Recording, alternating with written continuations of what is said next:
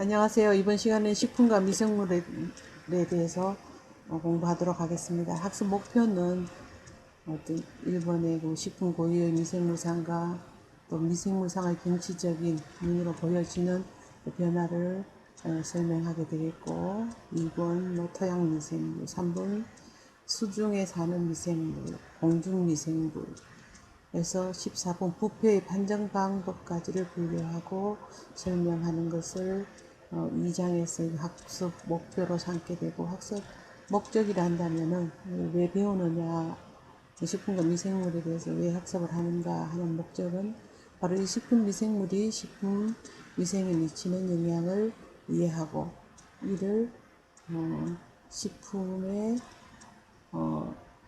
위생적으로 적용시켜 활용하는 데에 사용할 수 있도록 하는 것을 그 목적으로 하고 있습니다. 미생물이 실제적으로 식품에 미치는 영향이 대단히 크죠. 물론 유익한 미생물을 활용해서 여러 가지 우리들에게 도움을 주는 그런 미생물도 있겠지만, 지금 우리가 식품위생학에서 다루어지는 미생물들은 주로 위해한 미생물들을, 우리 사람한테 위해를 끼치는 그런 미생물에 대해서 여러분들이 공부를 해보도록 하겠습니다. 그래서 미생물은 가장 대표적인 것이 세균이고, 그 다음에 바이러스, 혐오, 곰팡이와 같은 것들이 있겠죠. 그럼 세부적으로 들어가서 자세히 살펴보도록 하겠습니다.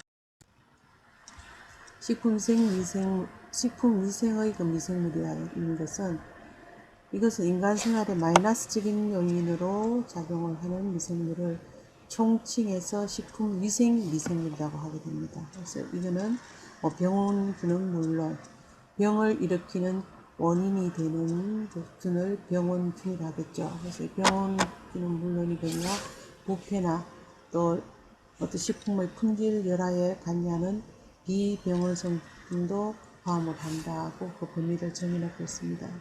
미생물이라는 것은 자연계에 존재하는 생물 중에서 사람의 육안으로는 볼 수 없을 정도로 크기가 아주 작기 때문에 미생물이라고 우리가 명명을 하게 되고, 또 수적으로는 엄청나게 많기 때문에 우리의 생활 환경에 항상 가까이 있으면서 많은 영향을 주게 됩니다.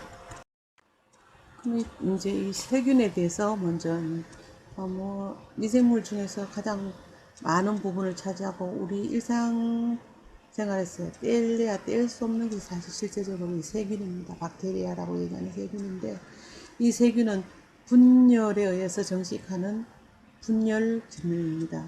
병원 미생물의 대부분이 바로 세균이고, 또 식품위생상 가장 중요하게 취급되어지는 것이 바로 세균입니다.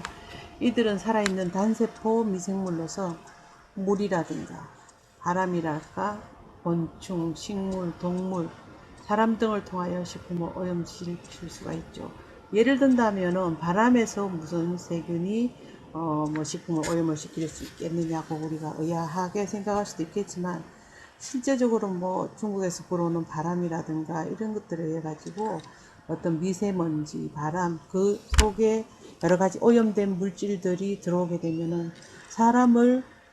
사람에게 대해서도 건강을 해치게 할 수도 있겠지만, 식품 자체에 부착되어서 그러한 식품들을 올바른 세척이라든가 위해 요소를 정확하게 제거하지 않으면은 그로 인해서 우리들이 오염된 식품을 섭취할 수가 있고, 또 질병을 유발할 수도 있겠죠.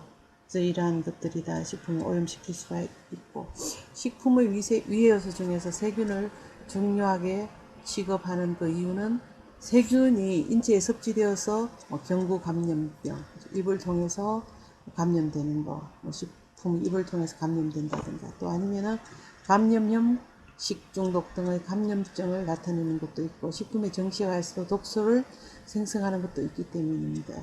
근데 이 세균 자체가 이제 이렇게 식품이 오염되는 경우는 또 어떤 열을 가한다든가, 보통 일반적으로 75도씨에서 중심 온도가 75도씨에서 1분 이상을 가열하면은 웬만한 이 세균과 같은 것들은 사멸되어지는데, 만약에 이러한 세균들이 내는 독소와 같은 것들은 굉장히 내열성이 강하기 때문에 220도, 230도씨에서 2시간씩 가열을 해도 그 독소가 파괴되지 않기 때문에 자칫 그러한 독소들을 사람이 섭취했을 때, 독소를 섭취했을 때에 식중독이라든가 사람한테 굉장히 건강상 해를 미치는 경우들을 간혹 볼 수가 있습니다. 대표적인 것으로서 뭐 통조림 식품이 뭐 팽창제가 부패되어졌다든가 하는 경우에는 분명히 이 세균이 내는 독소에 의해 가지고 팽창이 되어지고 그걸 사람이 섭취한, 물론 팽창되면은 섭취 유한으로 식별이 가능하기 때문에 섭취하지는 않겠지만 그러한 것들이 레트로토 파우치라든가 그런 그 홍기성 세균들이 번식을 해서 독소를 생성하는 경우들이라고 할 수가 있겠습니다. 죄송합니다. 연쇄상 구균이라고 얘기를 하고, 그 다음에 여기는 예전에는 포도알 구균, 포도상 구균이라고 얘기했는데 최근에는 포도알 구균, 포도알처럼 생겼다 해서 포도알 구균이라고 명칭을 먼저 바꿨어요. 같이 혼용해서 쓰기도 하는데 이 포도알 구균과 같은 경우에는 우리 인체 내 신체 피부 조직이라든가 코라든가 이런 데에는 아주 상존하고 있는 그런 세균이라고 할 수가 있습니다. 그래서 이 포도알 구균에 어떤 노출되면은 무조건 식중독을 일으키는 것이 아니라 이 포도알 구균의 어떤 그 숫자가 뭐 500개 이하라든가 이러면은 별로 우리 인체에 큰 뭐 영향을 주지는 않습니다만도 그래도 이제 많은 양이 다량으로 생성되었을 적에는 이것이 식품에 들어가면 이 식품에 오염이 돼서 우리가 섭취했을 때는 충분히 이제 문제를 야기할 수가 있겠죠. 그죠? 포도알 구균 같은 경우에는 굉장히 우리들의 생활하고 밀접한 관계가 있습니다. 이 구균이라는 것은 보험구자를 써서 동그라만 균이라는 그런 뜻을 얘기를 하는 것이고, 강균은 막대기 모양으로 생긴 긴 균을 얘기합니다. 그래서 단강균, 이제 한 강균이 하나만 있는 것. 그다음 또 여기는 그냥 이제 강균, 장강균, 긴 거, 여기서 단강균은 좀 짧은 강균, 그 다음에 일반 보통 강균, 장강균, 이렇게 얘기를 하겠네요. 그 다음에 연쇄상 강균이라면은 이 강균들이 여러 개 연쇄적으로 체인을 모양으로 형성되어 있는 것을 연쇄상 강균이라고 하게 되고, 그 다음에 이렇게 코린형 강균이라 해가지고 여러 가지 모양을 나타내는 강균들이 있습니다.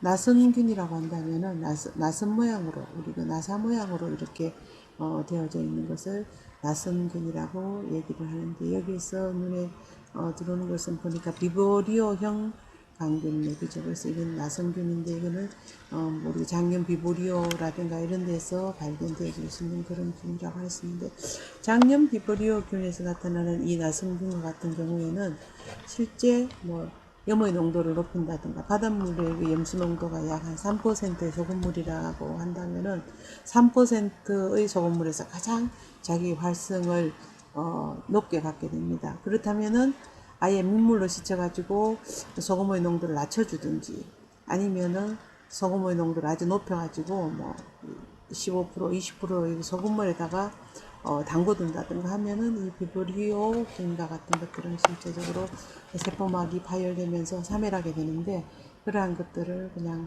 우리가 어떤 염도 조절이라든가 이런 것들을 잘 못함으로 해서 오히려 더 증식시키는 그런 결과를 가져오는 경우도 많이 있습니다. 그래서 여기에 이제 나선균, 무균, 강균, 나선균과 세균의 그 모양에 따라 가지고 각각 그 형태를 나누어 본 것입니다. 그 다음에 세균의 정식을 본다면은, 세균은 실제적으로 어떤 세균세포는 분열에 의해서 다음과 같이 정식을 한다. 이렇게 해가지고 이 세균은 신속하게 거대한 숫자로 늘어나게 됩니다. 이 정식 속도가 식중독의 위험성을 높이게 되기 때문에 이거 한 개가 두 개 되고 또 이렇게 두 개가 된 것이 나눠져서 또다시 개체 이동 분열을 하게 되고, 그래서 상당한 시간에 증식을 하기 때문에 여러분들이 만약에 그 식품을 조리를 한다든가 또 깨끗하게 씻었다든가 할 경우에 섭취하기 전의 상태에서 만약에 어떤 배식이 되었다든가 우리가 식사를 할 수 있는 환경이라면 다른 섭취가 세균의 정식을 막아줄 수 있는 그런 한 방편도 되겠죠. 그 같은 경우에는 집단급식, 학교급식 같은 경우에는 특히나 조리가 완성되고 난 다음에 학생들에게 배식이 될 때까지 2시간 안에 모든 배식이 끝날 수 있게끔 하는 것도 바로 이와 같은 세균의 분열 정식이 아주 빠른 속도로 정식을 빨리 진행을 하기 때문에 그것을 차단하기 위해서 그런 급식의 시간을 정해놓는 것입니다. 세균의 정식 조건을 살펴보면은 세균이 정식하기 위해서는 본인한테 맞는 여러 가지 조건들이 필요할 겁니다. 제일 첫 번째로는 본인이 정식하기 위한, 세균이 정식하기 위한 어떤 영양 근본으로서 식품을 줄 수가 있겠죠. 탄수화물 식품이든지 또 뭐 단백질 식품이든지 지방 식품이든지 뭐 무기질, 비타민 이러한 것들이 좀 영양원이 풍부한 그러한 식품들이 세균이 정식하기에 실제적으로 상당히 좋은 조건을 갖춘 식품이라고 할 수가 있겠죠. 그 다음에 세균이 정식하기에 적당한 산도.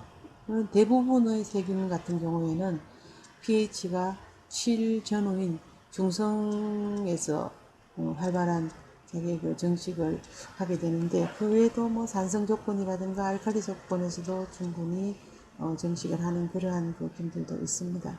그 다음에 시간, 뭐 온도, 산소, 수분 이러한 것들은 전부 다 세균 생육에 필요한 조건들이라고 할 수가 있겠는데,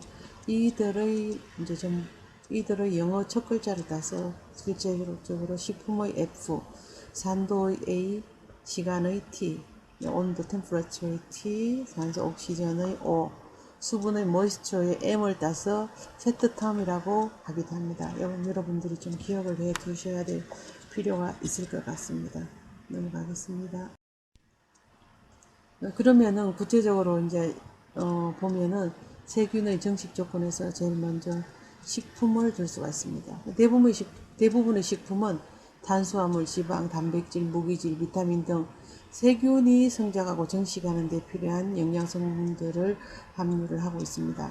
이 중에서도 특히 단백질 식품은 세균의 성장을 지배하기 때문에 여기에서 식품이라 하면 단백질 함량이 아주 높은 식품을 말하기도 합니다. 그래서 이런 그 단백질 함량이 높은 식품들은 이미 생산 단계에서도 오염이 되기도 쉽고, 또 유통이라든가 저장이라든가 조리라든가 가공 중에 오염되기 쉽기 때문에 실제 위험식품이라고도 할 수 있고, 이 단백질 함량이 높은 식품의 경우에는 취급에 있어 가지고 또 아니면 보관에 있어서 조리를 함에 있어 가지고 상당한 주의를 요하는 식품이 되겠습니다. 그 다음에 산도의 경우를 본다면 일반적인 세균은 중성 또는 약알칼리성의 그 pH에서 수소이온 농도죠. pH에서 가장 잘 번식을 하고, pH 4.5 이하에서는 정식을 잘 하지 못한다는 그런 특징을 갖고 있습니다. 따라서 육류라든가 생선이라든가 조개류라든가 우유, 두부 등 잠재적인 위해식품, 이 전부 다 공통적으로 본다면은 육류, 생선, 조개류로부터 두부까지는 다 단백질 함량이 풍부한 단백질 식품이죠. 이런 단백질 식품을 잠재적 위해식품이라고 하는데, 이 위해식품의 pH 값은 대개 4.6에서 7.0입니다. 산성에 강한 때문에 이러한 경우에는 세균이 잘 번식을 하니까 식품에 대한 관리를 잘 해줘야 될 것 같고, 산성에 강한 식품에서는 위해 세균의 증식이 억제되기 때문에 잘 익은 김치라든가 반려유라든가 치즈, 탁주, 포도주, 과즙 등은 위생적으로 사실 안전한 식품입니다. 그래서 왜 그러냐면은 이 잘 익은 김치 같은 경우에는 pH 농도가 이렇게 pH가 낮은 산성 환경이 된다든가, 또 발효유와 같은 경우는 알칼리 환경으로 치우쳐진다든가 이렇게 되어지기 때문에 좀 안전하다고 볼 수가 있겠죠. 또 식품을 조리할 때에 식초라든가 레몬즙을 사용하면 세균의 증식에 지연에 도움을 준다 이렇게 되어 있는데, 여기에서 보면은 발효유와 같은 경우에는 실제적으로 여기에 유산균과 같은 것들이 이제 여기에 들어있는데, 유산균은 위의 세균의 증식을 억제하는 데에 상당한 힘을 발휘합니다. 그러다 보니까 발효유와 같은 것들은 이렇게 단백질이 충분히 많이 들어있는 식품이라 할지라도 이 유산균의 도움으로 인해서 세균 증식을 좀 지연시키는데 상당히 도움이 되는 그런 식품이라고 할 수가 있습니다. 그다음에 시간은 세균의 시간이 경과함에 따라 그 수가 아주 크게 증가를 하는데 세균이 정시가해서 그 수가 2배 증가하는데 소요되는 시간을 배가 시간이라고 합니다. 혹은 또 세대 시간이라고 합니다.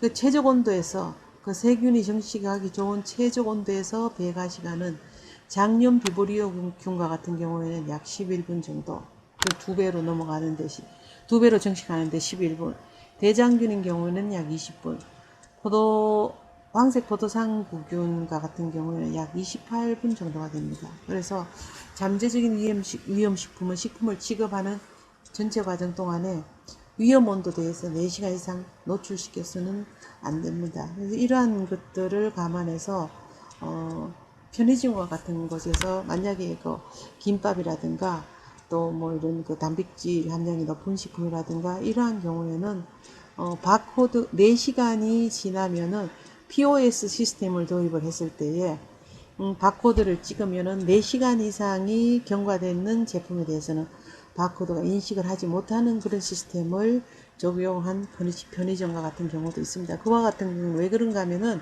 4시간이 지나면 그만큼 어떤 이 세균이 이상적인 증식을 해서 제품의 그 안전성을 잃어버릴 수가 있다고 생각을 하기 때문에 그러한 그 시간대 관리를 해서 바코드가 뭐 인식이 안 되어서 판매를 할 수 없다든가 하는 그런 경우도 있고, 또 아니면은 온도 관리를 이 위험 온도가 아닌 온도 관리를 냉장 온도를 정확하게 유지한다든가 해서 세균의 증식을 최대한으로 지연시키게끔 하여 판매하는 그런 경우들도 실제적으로 활용이 되고 있습니다. 그 다음 온도를 살펴보면은 일단 그 세균은 본인 그 성장이 가능한 온도 범위가 세균의 종류에 따라서 아주 매우 다양합니다. 근데 대부분의 식중독 세균이라든가 병원성 동물인 경우에는 약 우리 사람의 체온인 약 37도씨에서 가장 잘 정식을 하게 됩니다. 이런 경우에는 보면은 지금 위험 온도대를 실제적으로 냉장 온도 약 4.4도부터 60도까지 아직 범위를 굉장히 넓혀놨는데, 이 중에서도 특히나 가장 위험한 온도대와 같은 경우에는 사람의 체온이 37도, 35도 이 중에서 가장 많이 세균이 활동을 하기 때문에 이 온도대는 사실 피해주는 것이 세균으로부터 이 식품을 보호할 수 있는 것이라 생각이 듭니다. 산소는 보면은 세균의 정식에는 산소를 필요로 하는 호기성균이 있고, 공기를 좋아하는 균이라서 호기성, 산소 존재의 정식에 저해되는 산소가 있음으로 해서 본인의 정식이 저해되는 이런 혐기성균, 공기를 혐오하는 균이라서 혐기성균입니다. 그 다음에 산소 존재와 전혀 무관하게 정식하는, 있든지 없든지 상관없이 계속적으로 정식을 하는 통성 혐기성균 등이 매우 다양하게 존재를 합니다. 근데 대부분의 세균은 정식에 산소를 필요로 하는 호기성균이지만 식중독을 일으키는 세균은 산소가 없어도 또는 있어도 잘 자랄 수 있는 통성 혐기성균이 많다는 것을 여러분들이 아셔야 될 것 같네요. 그 다음에 수분의 경우에는 보면은 보통 세균은 효모라든가 곰팡이에 비해서 정식이 아주 필요한 수분을 많이 요구를 합니다. 이 수분 활성도라는 것은 수분으로 인해 가지고 어떤 미생물의 활동이 활발하게 이루어지는 것을 얘기를 한다면은, 유해한 세균의 경우에는 대부분 수분 활성이 0.96에서 0.99에서 잘 정식을 하게 됩니다. 근데 수분 활성이 0.9 이하인 경우에는 대부분 정식을 못하게 됩니다. 그래서 이 수분 활성을 낮춰주는 건조식품이라든가 뭐 반건조식품이라든가 이러한 경우에는 세균이 좀 덜 이제 번식을 함에 있어 가지고 느리게 천천히 아니면은 정식을 못하는 경우도 생기게 되겠죠. 그리고 고기라든가 생선이라든가 우유, 밥 등은 잠재적인 위해식품으로 규정을 해서 대부분 0.97에서 0.99의 수분 활성을 나타내고 있습니다. 그래서 이거는 바로 세균 정식이 가장 이상적인 범위에 속하기 때문에 이러한 수분 활성의 이 범위를 실제적으로 피해주는 것이 식품을 안전하게 보관하고 안전한 식품을 섭취할 수 있는 하나의 그 방법을 제시하는 것이라고 할 수 있겠습니다. 그다음에 식품의 변질에 이제 관여하는 인자를 제가 도표로 이렇게 나타내 봤습니다. 그러면은 그 수분 간단하게 한 둘, 세 개, 네 개 정도를 제가 가장 영양원은 물론 있을 것이고 그다음에 온도, 수분, 산소, 수소 이온 농도인 pH 엽기에 대한 것을 예를 들어서 그 내용은 이렇게 제가 표시를 해 봤습니다. 온도는 자기 소화라든가 변성도 영향을 받지만 미생물의 정식은 더 큰 영향을 받는다. 그래서 세균과 곰팡이의 최저 정식 온도는 약 마이너스 11도 정도가 되기 때문에 그 이하의 보존이 필요하다. 이렇게 되어 있네요. 그 다음에 수분, 산소, pH와 같은 것들 여러분들 한번 잘 읽어보시기 바랍니다. 그 다음에 잠재적으로 위해한 식품이다 해서 미국에서 이렇게 분류를 해놨는데 대체로 잠재적으로 위해한 식품들과 같은 경우에는 여기 공통적으로 본다면은 단백질 함량이 높은 식품들이겠죠. 우유라든가 또 생란이라든가 돼지고기, 닭고기, 생선, 두부 이와 같은 것들은 수분 함유량도 높고 단백질 함유량도 높고 이기 때문에 잠재적으로 위해한 식품이라고 보고 이러한 경우에는 이 식품을 취급을 한다든가 보관을 한다든가 또 가공을 할 적에 상당히 신경을 써서 식품 위생적으로 잘 관리함으로 해가지고 식품의 안전을 확보할 수 있도록 각별히 신경을 써야 될 것 같습니다.